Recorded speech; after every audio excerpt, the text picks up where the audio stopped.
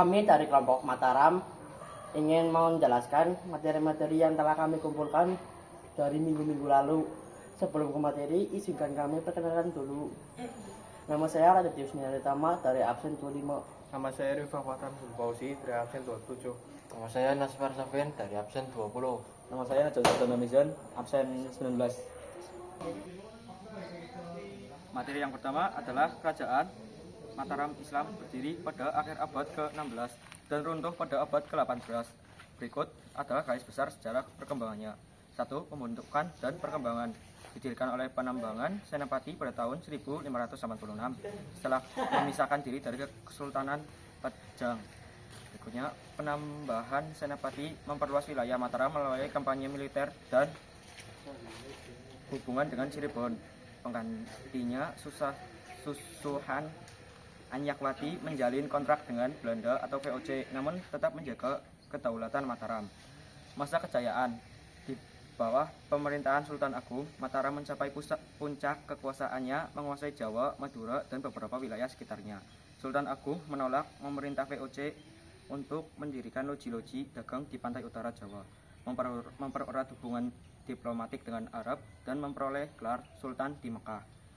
Selanjutnya, masa kedaulatan. Setelah Sultan Agung wafat, Mataram menjalani kemunduran akibat perang saudara pemberontakan dari intervensi VOC. Selanjutnya, Mangkurat I menghadapi pemberontakan Raden Mas Alit dan Trunojoyo yang kemudian bergabung dengan VOC untuk memperluas Trunojoyo. Perjanjian Giyanati pada tahun 1755 membagi Mataram menjadi dua kekuasaan Sukarata dan kekuasaan Yogyakarta. Akhir Kerajaan Mataram. Perjanjian Giyanati menandai perakhirannya Mataram sebagai kerajaan tunggal dan memulai era baru bagi kerajaan-kerajaan pemecahnya. Raden Mas Said yang kemudian menjadi adipati mengarang memperoleh wilayah Panesa dari Sukarata melalui perjanjian Salatiga pada tahun 1757. Berikut beberapa raja dan tokoh berpengaruh dalam kerajaan Mataram Islam. 1. Raja-raja penting. Panembahan Senopati. Kerajaan tersebut berdiri pada tahun 1586 sampai 1601. Pendiri kerajaan Mataram Islam yang memisahkan diri dari Kesultanan Pajang dan memperluas wilayah Mataram melalui kampanye militer. 2. Sultan Agung. Kerajaan tersebut berdiri pada tahun 1613 sampai 1646. Raja yang membawa Mataram mencapai puncak kekuasaannya, menguasai Jawa, Madura, dan beberapa wilayah sekitarnya. 3. Mangkurat I berdiri pada tahun 1646 sampai 1677. Raja yang menghadapi banyak pemberontakan dan perang saudara serta invasi VOC dan urusan kerajaan. 4. Amangkurat II berdiri pada tahun 1677 sampai 1703. Raja yang bekerja sama dengan VOC untuk menumpas pemberontakan Trunojoyo. Tokoh lainnya yaitu Pangeran Mangkubumi 1, 2 Raden Mas Said, dan 3 Trunojaya. Berikut beberapa aspek corak kehidupan kerajaan Mataram Islam dalam bidang sosial, mata pencarian, dan politik. Sosial. Struktur sosial kerajaan Mataram memiliki struktur sosial yang hierarkis dengan raja dan keluarga kerajaan di puncak, diikuti dengan oleh bangsawan, pejabat, dan rakyat jelata. Kehidupan masyarakat Mataram hidup dan dalam komunitas yang kuat dengan ikatan keluarga dan tradisi yang erat. Peran wanita dalam masyarakat Mataram memiliki peran penting dalam keluarga dan masyarakat meskipun tidak memiliki kekuasaan politik yang sama dengan pria. 2. Mata pencarian. Pertanian adalah mata pencarian utama masyarakat Mataram dengan tanaman seperti padi, jagung, dan tebu. Perdagangan juga penting dengan Mataram melakukan perdagangan dengan wilayah lain di Jawa dan di luar Jawa. Politik. Sistem pemerintahan.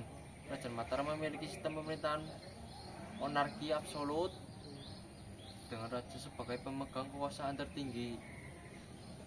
Struktur pemerintahan struktur pemerintahan Mataram terdiri dari raja, patih, dan pejabat lainnya yang membantu raja dalam menjalankan pemerintahan.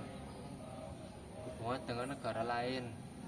Mataram memiliki hubungan diplomatik dan perdagangan dengan negara-negara termasuk VOC, Belanda. Berikutnya, Kerajaan Mataram kuno yang berdiri sekitar abad ke-8 hingga ke-10 Masehi di Jawa Tengah memiliki pencapaian kebudayaan yang signifikan. Berikut beberapa aspek peningkatan kebudayaan Kerajaan Mataram kuno, yaitu ada satu, arsitektur, yaitu Candi Borobudur adalah salah satu contoh arsitektur Buddha terbesar di dunia. Yang kedua, Candi Prambanan, yaitu adalah candi yang kompleks, candi Hindu terbesar di Indonesia saat ini. Dan candi-candi lainnya seperti Candi Mendut, Candi Pawon, dan Candi Ngawen. Yang kedua, seni dan simbolis. Pertama, ada pahatan relief. Relief pada candi kerajaan Mataram kuno menggambarkan cita-cita dari agama Buddha dan Hindu serta kehidupan sehari-hari. Dan ada simbolisme agama. Simbol-simbol agama Buddha dan Hindu digunakan dalam arsitektur dan seni kerajaan Mataram kuno. Yang ketiga adalah sastra dan pengetahuan. Yang pertama ada naskah-naskah kuno. Naskah-naskah kuno seperti cerita parahyangan dan Nagakertagama memberikan informasi tentang sejarah dan kebudayaan kerajaan Mataram kuno. Yang kedua, pengetahuan astronomi.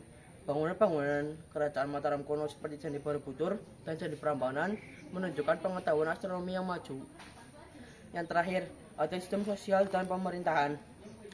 Sistem pemerintahan Kerajaan Mataram kuno memiliki sistem pemerintahan monarki dengan raja sebagai pemegang kekuasaan tertinggi. Yang kedua ada struktur sosial. Struktur sosial Kerajaan Mataram kuno terdiri dari raja, bangsawan, pejabat, dan rakyat jelata. Peningkatan kebudayaan Kerajaan Mataram kuno menunjukkan kemajuan signifikan dalam bidang arsitektur, seni, sastra, dan pengetahuan. Warisan kebudayaan ini masih dapat dilihat dan dipelajari hingga saat ini. Sekian materi yang telah kami sampaikan. Terima kasih. Mohon maaf apabila ada kekurangan atau salah kata. Sekian dari kami. Wassalamualaikum warahmatullahi wabarakatuh.